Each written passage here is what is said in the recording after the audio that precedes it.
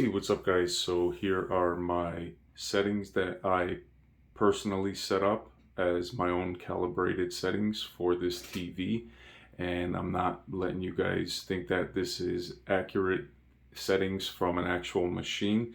This is my own eye preference, so if you'd like to try them out and see what you think, that is entirely up to you. At the same time, these settings to me look pretty damn good. Alright, so here are the settings. For the contrast, well, let's start with the brightness. The brightness is at 40. So the brightness is at 40. You can see it up there. You go to contrast, that's at 49. You go to sharpness, that's at 8.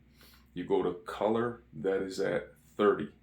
You go to tint, that stays at 0. By the way, this TV is the Quantum Dot OLED Samsung S95B.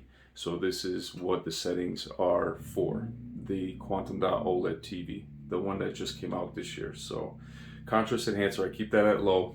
If you have contrast enhancer on high, their team seems to be more overshadowing on the brightness, and that's something I'm not a fan of. Color tone, I keep it at standard. White balance, here's my white balance settings, -6 for the R gain and -2 for the B gain. And I find that balances out the whites being pure white and the blacks being pure blacks, the blues, all the colors.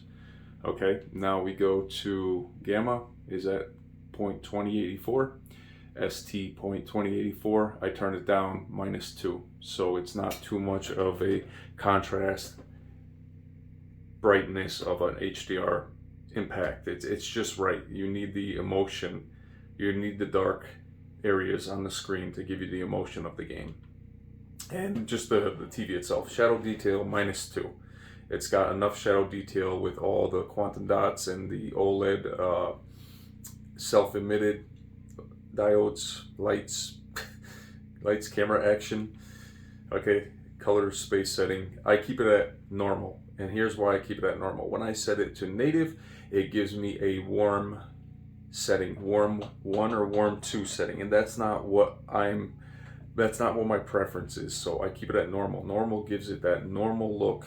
So your colors, your blood reds are blood red, your blacks are black, jet black, and your whites are pretty much snow white. So okay, so for smart calibration, I'm not going to smart calibrate this TV. Besides, they're asking you to have a flip Z fold. I mean, this is like a way, hey, in order to calibrate this, you could just try these settings and be pretty satisfied. Okay, peak brightness, keep that at high.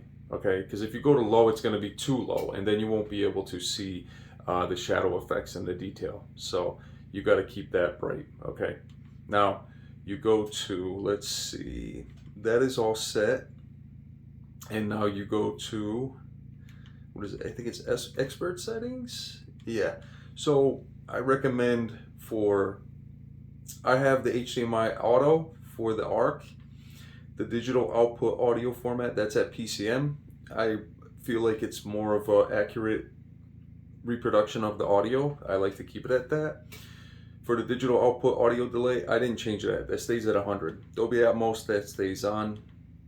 Simultaneous optical output. I have optical cables, but as of right now, I just leave it as is. It's already connected. It's already activated. So now we go to game mode settings, right?